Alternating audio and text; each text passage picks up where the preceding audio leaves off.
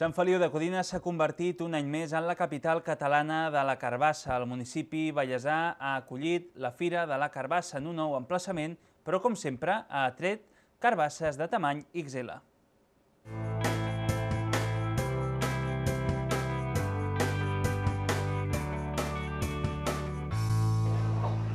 Criar una carbassa de 283,5 kg és un treball complicat i minuciós. Això asseguren Salvador Mogas, de Santa Maria de Palautordera.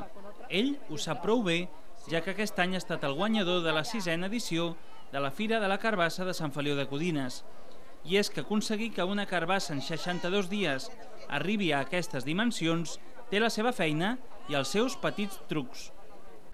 No és com una carbassa normal. Tens que anar guiant cap on tu vols el fruit, tens que anar guiant les branques cap a la dreta i cap a l'esquerra, trencant les terciàries i fins que arribi la planta a uns 10 metres de llargada i a uns 15-18 d'amplada. En Salvador és tot un expert, ha participat a totes les edicions de la fira i aquesta és la segona vegada que guanya.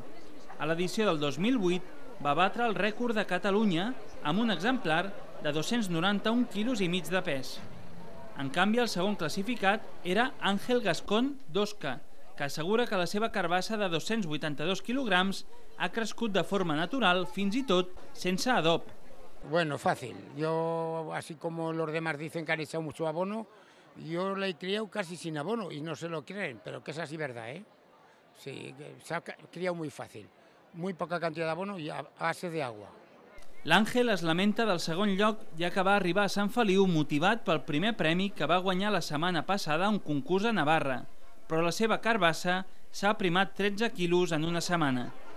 I és que a Sant Feliu de Codines aquest cap de setmana s'ha pogut gaudir de la 6a edició de la Fira de la Carbassa organitzada per la colla de boletaires Els Boines Negres. En aquesta fira el visitant ha pogut degustar, comprar i gaudir de les exposicions i d'escultures, tot amb la carbassa com l'element central. Com a novetats tenim, per exemple, avui es fa un dinar popular, tot és a qüestió de carbassa, és una caldereta de carbassa, primer tenim una amanida, després tenim la caldereta de carbassa i el flam de carbassa. El flam de carbassa aquest any és nou, l'any passat vam fer gelat de carbassa, vull dir, cada any estem innovant algun producte nou. Després també tenim embotit de carbassa, tenim botifarra de carbassa que es fa a la brasa, tot és només de carbassa, només acceptem productes que siguin només fets de carbassa. No volem coses que no siguin de carbassa. Aquest any la fira ha canviat d'ubicació, realitzant-se als voltants del Centre Cívic La Fonteta, un espai més ampli del que han pogut gaudir els centenars de visitants de la fira, que un any més ha estat un èxit de públic. I de la carbassa al tomàquet. Per primer cop, Santa Eulàlia de Ronçana ha acollit la primera Fira del Tomàquet del Vallès Oriental, una fira que ha volgut divulgar les diferents varietats d'aquesta hortalissa de la nostra comarca i la seva qualitat. I és que, com diria Joan Oliver, com el tomàquet del Vallès, no hi ha res. Per acompanyar, per menjar sol, per realitzar salses. El tomàquet és present en infinitat de plats arreu del món. Va arribar a la nostra cuina al segle XVI després de la conquista de Mèxic. Va ser Hernán Cortés qui el va descobrir mentre passejava pels jardins d'un emperador conquistat.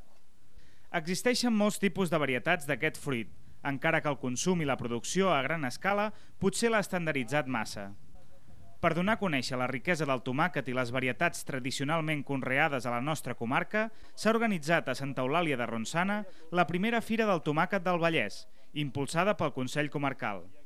Sota el lema «Al setembre el tomàquet té olor i gust», s'han organitzat tallers pràctics, conferències i diferents tastos públics on els assistents han pogut conèixer 21 espècies diferents de tomàquet, entre elles 12 autòctones del Vallès Oriental i Occidental. 9 d'aquestes varietats són ideals per fer amanides, 3 per penjar. Són els tomàquets tardans de Rubí i de Riells del Fai, Palo Santo de Cardedeu i de Parets i 3 varietats de penjar de Cardedeu i Castellar del Vallès, a més de 3 varietats de tomàquet de Pomets, de la Garriga, l'Ametlla i, com no, Santa Eulàlia de Ronçana. Doncs el tomàquet de Santa Eulàlia és una llavor antiga de pometa d'aquí de Can Mataports, del Jaume Flaquer, i en aquesta casa han conservat aquesta llavor antiga i han mantingut les propietats d'un tomàquet, doncs, que és aquest, que és un tomàquet molt agradable, que està ple per dintre, amb molt dolç, de pell fina, i que doncs és un tomàquet també que té una producció interessant. Aquestes 12 varietats vallesanes s'han cultivat entre finals de la primavera i l'estiu a l'Hort de l'Espert, que també s'ha pogut visitar durant la fira. Aquests terrenys pertanyen a la masia de Can Brugués i han estat cedits a l'Ajuntament de Santa Eulàlia dins del marc del Banc de Recursos Agraris. En aquest espai regat per aigua del riu Tenes, un grup de voluntaris i integrants de l'associació Llavors Orientals, encapçalats per l'impulsor de la fira, el cuiner ballesà Josep Sabatés, conegut com Pep Salsetes, han conreat aquestes espècies conservades fins a l'actualitat gràcies a pagesos de la comarca. Que també tindrà aquest interès de recuperació i homenatge a aquestes persones que han sigut conservacionistes. Dintre d'un món que tot ha anat molt de pressa i que els híbrids han sigut, sobretot a partir dels anys 50, el més important que hi havia perquè es tractava de productivitat. En aquell moment, jo crec que estem en una època que ja han passat la gana de la postguerra i ara em penso que el que hem d'anar a buscar és la qualitat. A grans trets, els objectius de la fira han sigut recuperar aquestes hortalisses històriques, donar-les a conèixer per augmentar el seu consum i potenciar la comercialització del tomàquet autòcton i de qualitat. Que la gent pugui tastar aquests tomàquets, professionals, gent particular, hostalers, verdolaires, després també, lògicament,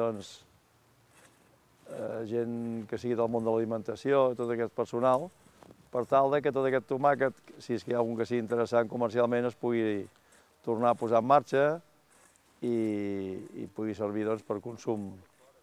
No serà mai de gran consum, però almenys hi haurà un interès de consum de persones que tenen el paladar encara una mica fi. A l'Hort de l'Espert també s'hi conreen mongeta tendra i seca, albergínies i altres hortalisses. L'impulsor del projecte, el polifacètic Pep Salsetes, li agradaria poder estendre el cultiu d'aquests productes i també que aquest espai es pugui convertir en un centre d'experimentació de varietats antigues i de qualitat. I és que la nostra comarca està perdent la tradició hortalana. Les noves generacions han de poder conèixer i saber explotar les riqueses del nostre camp. Aquí estem en una zona que encara hi ha força horta, hi ha força aigua també del Tenes, i és una llàstima que no hi hagi més horts, perquè avui en dia els hortalans tots tenen ja més de 50 anys, o sigui, ja són gent d'una certa edat, i llavors ha d'haver una renovació, gent jove que vulgui continuar-ho, i que, esclar, que vegi, lògicament, un interès comercial i de vida, que amb totes aquestes varietats pugui viure, que això per mi és el més important. A la fira també s'han pogut comprar exemplars de les diverses espècies i les seves llavors. No només és una hortalissa bona pel seu sabor, sinó també per les seves qualitats. Està indicada en etapes de creixement. La vitamina A va bé per reforçar els ossos i les dents. Són un antioxidant i té licopè, un pigment que té propietats contra el càncer, que també ajuda a reduir el colesterol i retarda l'aparició d'arrugues. La primera edició de la Fira del Tomàquet del Vallès, que s'ha celebrat en 2 diumenges, ha tancat les seves portes amb un gran èxit de participació.